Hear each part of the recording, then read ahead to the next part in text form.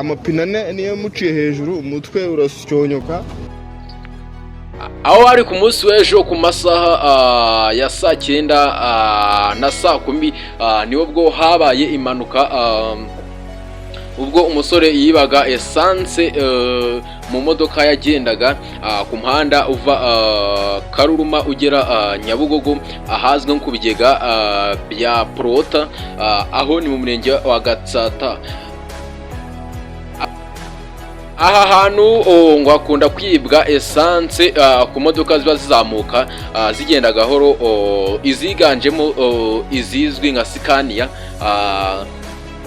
aho ahantu ngo bakunda kuyibira essence, ariko uyu musore akaba yasize ubuzima ubwo bwose yageragezaga kwiba essence ashize umutwe mu ipine kabisa ry'imodoka, imodoka ibasha kumwurira, nibwo umutwe waje kujanjagurika, bahita bamushira mu ishashi baramujyana.